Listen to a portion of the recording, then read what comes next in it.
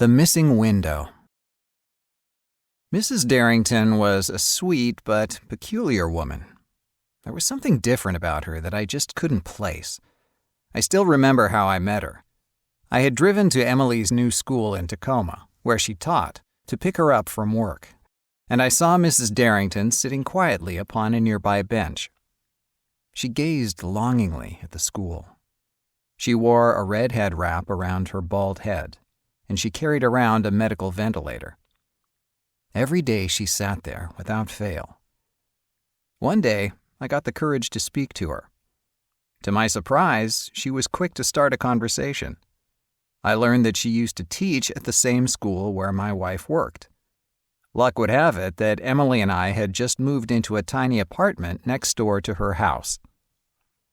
The 65-year-old woman lived in a beautiful but dilapidated Italianate home in the best part of town. It was made up of fine brickwork with richly ornamented windows and had a porch held up with thin yet intricate columns. Aside from her cat, she lived alone in the very large house. As for our apartment complex, it was more of a machine for living than a home. A hodgepodge of plain boxes painted gray and surrounded by islands made up of black asphalt parking lots. Sure, it was drab and cultureless, but it was a roof over our heads. But when Emily first saw Mrs. Darrington's home, she gazed up at it and sighed. "I wish we could have a place like that," said Emily. "Even in that shape, that place is worth a fortune," I said. Emily seized my arm. "Do you think we can find an old house to fix up?" "Like 1970s old?" "70s? Gross! I want something beautiful, like that." "Sure, we'll find something." It was an empty promise on my part. We had moved from our small town to find better work. In the city, there are jobs, but the houses are too expensive. In the countryside, the houses are affordable, but there are no jobs. A fellow can't win either way. None of my novels took off, and the only job I could get was at a warehouse. I knew it would be quite some time before I could cough up the down payment for even a small home. The truth of the matter was that it would have to be something functional rather than beautiful. Mrs. Darrington trimmed her blood-red roses. When she caught a glimpse of me, she narrowed her eyes, and then a broad smile crawled up her face. "Edgar, Emily, please come on inside and have some tea." Before I could politely decline, Emily interjected. "We'd love to," said Emily. I was tired from work and had a bottle of craft bourbon waiting for me, and now I had to sit in that musty old house and listen to Mrs. Darrington ramble on about her cat Muffin for the next hour. Don't get me wrong, there was no kinder woman than Mrs. Darrington, but a fellow needs his downtime. As we walked inside the home, I coughed as I inhaled the smell of must, ammonia, and dusty cat litter. My eye caught the elegant wooden banister at the end of the stairway, and then shifted to the peeling blue floral wallpaper. The house seemed frozen in time. Despite the Gilded Age vintage of the home, everything inside had a 1980s feel to it. The windows were covered in overly extravagant pink drapes, and there was a large wooden RCA television. On the wall hung a photo of a boy in a Little League uniform, about 8 years old, wearing knee-high white socks with thick black and yellow bands that matched the colors of his uniform. "Is that your son?" I asked. Mrs. Darrington acted as if she hadn't heard my question. She merely looked at me and smiled. Then she opened her honey oak cabinets and removed 3 blue and white porcelain mugs. The teapot whistled. "Sugar?" asked Mrs. Darrington. "No, thank you," I said. "It's always a pleasure to meet a newly married young couple." While Mrs. Darrington was distracted exchanging pleasantries with Emily, I picked out the wet cat hair from my mug. Emily picked up Mrs. Darrington's fat Himalayan cat Muffin and made kissy faces. The cat blinked and gazed back at her with indifference. Emily put the cat on her lap where it congealed into a furry blob and purred. "How do you like teaching kindergarten, Emily?" asked Mrs. Darrington. "I like it very much, but they sure keep me busy," said Emily. "When did you stop teaching?" "Many years ago. I proved to be a little too traditional for the school district." "I see. Do you miss teaching?" "Oh, very much so. But kids these days are so out of control." "They can be a challenge." "When I was a little girl and a student crossed the line, they got their ass paddled." Mrs. Darrington said that in her usual cheerful sing-song way. Emily swallowed her tea hard. I resisted the urge to allow my lips to curl upward in amusement at my wife's stunned reaction. Emily tried to change the topic, but now it was my turn to interject. "In what way were you too traditional for the school district?" I asked. Mrs. Darrington gave a broad smile, seemingly flattered that someone had deigned to take an interest in her life. She straightened her back and tilted her chin upward. I sipped my tea slowly to hide my grin. "Love, Edgar. I gave my students too much love." "And how did you show this love?" "Why, I simply refused to tolerate bad behavior." "And one of your students misbehaved severely, I take it?" "Oh, yes.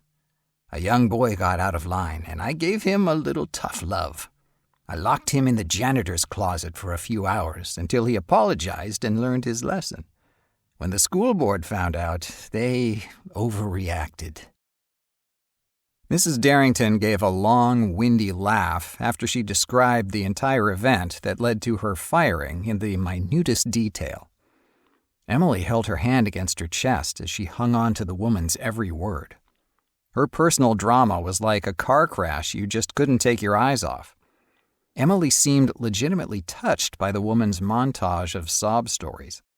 Even I was beginning to tear up when she described the final moments with her dying husband, who passed away at only 37 years old from some obscure medical condition.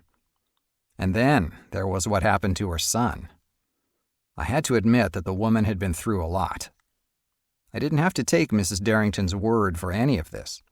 The faculty at Emily's school had told me that Mrs. Darrington had been staring longingly at the elementary every day for more than 30 years, ever since her son went missing. Kidnapped and never seen again. "It must have been so hard financially," said Emily. "Indeed. I've been living on my late husband's life insurance ever since." We finished our tea. Before Emily could agree to follow up on the life and times of the late Mr. Darrington, I squeezed her arm, hard. I could handle only so many of Mrs. Darrington's stories a day. Months went by, and I found myself cleaning the copper gutters on Mrs. Darrington's home.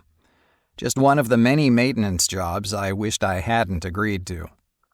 Last week, I replaced a few of the Spanish tiles on her roof. She often paid me with a toothy grin and cookies I pretended to like.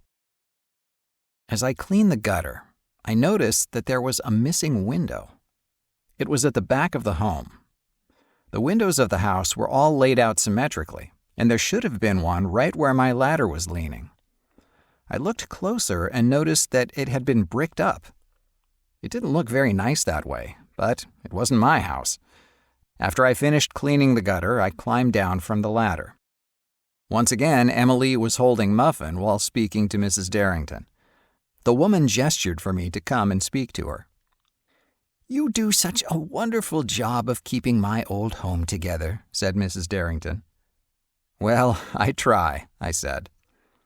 "I have been thinking, and, well, I'll just come out and say it. Would you two like to rent one of my rooms? My house is far too large for just little old me, and the rent is the cheapest you'll find in the area. Free. Edgar here would just need to help maintain the home, that's all." Mrs. Darrington flashed me her toothy grin. Emily squeezed Muffin close to her chest and bounced up and down on her tiptoes. She looked at me with those irresistible brown eyes. "Oh, Edgar, can we?" What else could I possibly say? Did I really have a choice in all this? I scratched the back of my neck. I suppose until we get a house of our own. Mrs. Darrington clapped her hands together. Wonderful! We moved in the following month. We had our own bathroom, bought our own mini fridge, and the house was large enough where we were able to get a reasonable amount of privacy. While I hated the dank odor of the place and the cat hair-covered kitchen counters, we were able to save a lot of money. Mrs. Darrington proved to be quiet most of the time, rather than the talkative person she presented herself as. Mostly she watched reruns on her ancient RCA television. Overall, she proved to be an amenable, albeit slightly odd host. The weirdest thing she did was to go to the upstairs hallway every night and sit in a rocking chair. She'd sit there and rock back and forth and mumble to her long-lost son for hours. It was a terribly sad thing to watch. She'd mumble things like, "Were you a good boy today, Will?" While I repaired the crumbling plaster of the living room wall, Mrs. Darrington sat in her easy chair and watched TV as usual. As I skimmed the final coat of wet plaster, I heard the child actor on the TV begin to argue with his parents. "You're not the boss of me," said the little boy on the TV. I looked over my shoulder and saw Mrs. Darrington squeeze the handle of her mug. The teal veins in her hand bulged through her pale, tissue paper-like skin. The TV father wore one of those old sitcom dad sweaters with loud colors and triangle patterns. He knelt down next to his son and put his hand on the boy's shoulder. "Now, son, let's talk," said the TV father. The boy on the television was having none of it. He turned his back on his father, crossed his arms, and pouted. "Go away!" Mrs. Darrington threw her mug against the wall. It shattered and left a trail of steaming brown liquid dripping down the wallpaper. "You're a bad boy! Go to your room!" Mrs. Darrington shouted at the top of her lungs. I felt my eyes bulge. I had never seen Mrs. Darrington so much as scowl since I had known her. Now she stood there, her hands trembling, enraged at a fictional child on television. She turned and looked at me. She gave a broad smile and laughed loudly. Oh, forgive me.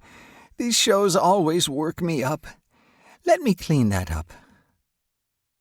That night, I talked to Emily about the incident.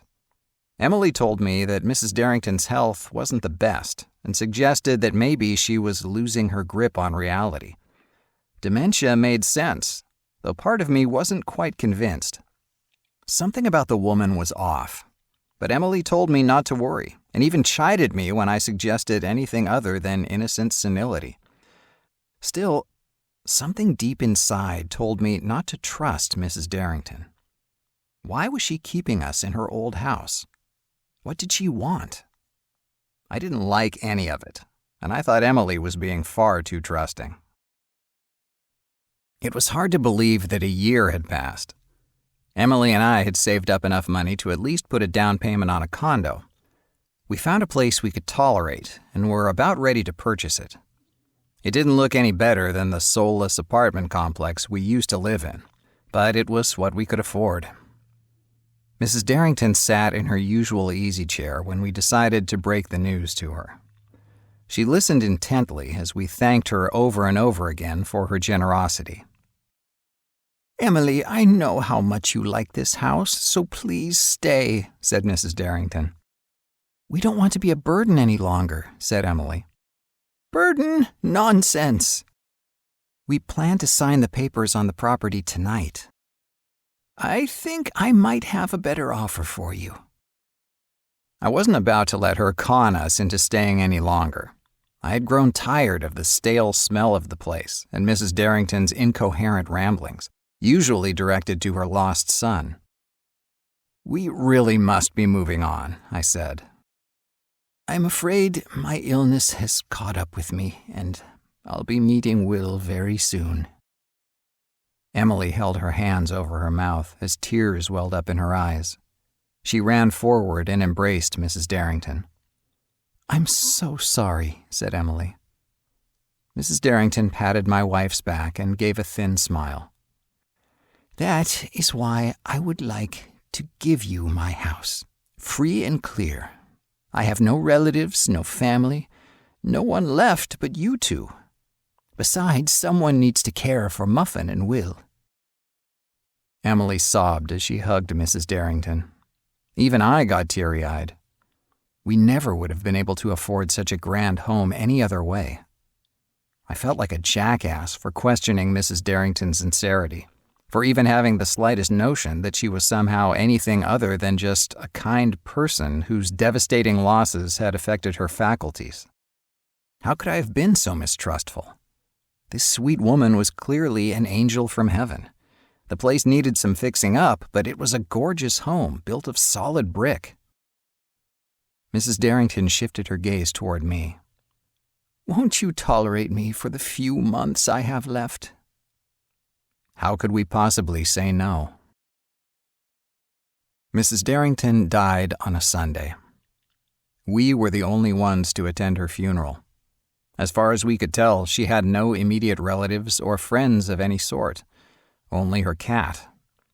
Naturally, we took care of all her final arrangements. We got her a nice granite headstone. We probably spent more than we should have on it. It was the very best we could afford. We wanted to bury her next to her son, but of course, he didn't have a grave. A short time later, Emily became pregnant with our first child. We planned on naming our baby Will if it was a boy, or Wilma if it was a girl, in honor of Mrs. Darrington's lost son. I got busy remodeling the home to our liking. In a drawer, I found an old yellowed newspaper. On the cover was Mrs. Darrington's son. A group of disgruntled parents had grouped together and accused her of having something to do with her son's disappearance. They were parents of the students she once taught. She had mentioned this to us, and of course, nothing came of it. My face grew hot and flushed from anger. Hadn't the poor woman been through enough? Some locals even accused her of poisoning her late husband to collect his life insurance. People can be cruel and bitter sometimes. I crumpled up the old paper and threw it in the trash, where it belonged. We found beautiful polished wood floors beneath the shaggy brown carpet. I removed all the gaudy wallpaper downstairs and tossed the hideous pink drapes into a dumpster. I had spent a small fortune and the entire summer remodeling the kitchen. It turned out pretty good, if I do say so myself. Then one morning, while changing a light fixture in the upstairs hallway, I noticed the outline of a doorway underneath the blue floral wallpaper in the hallway. I knocked on it. It had been walled up with solid brick. It was right next to where Mrs. Darrington used to sit in her rocking chair every night. Brick was definitely overkill for an interior wall. But then again, people built things better in the old days. Those were the types of surprises a guy could run into when fixing up an old house. The large home easily contained a century's worth of rearranged walls and some 20 layers of wallpaper. The next day, I pulled back the wallpaper on the upstairs hallway where the old doorway was. I took a sledgehammer to the crude brick wall. Curiously, behind the bricks was a door, nailed shut. It was the oddest renovation job I had ever seen. I pried out the nails one by one. I opened the door, and dust emanated out into the hallway. When the dust settled, my eyes widened. There was an entire room behind the sloppily constructed brick wall. I pushed the bricks aside and stepped inside. It was dark. There was an old brass push-button light switch to my left. Out of instinct rather than logic, I pushed the switch. To my surprise, the light flickered on. I noticed that the room's window was bricked up as well. The missing window. My blood froze. It was Will's room. The walls were covered with movie posters from the 1980s. Ghostbusters, Gremlins, and the Goonies. Fine dust covered black bedsheets with bright neon green, blue, and yellow shapes. Cobweb-strewn Transformers action figures stood in a corner of the room, while He-Man sat atop the end table next to the bed. There were claw marks and ochre stains of dried blood in the wood floor. The walls had several fist-size holes in them. The words "Bad Boy" were scrawled on the zigzag-patterned wallpaper. I looked down. In front of my feet lay Will's dried-up corpse.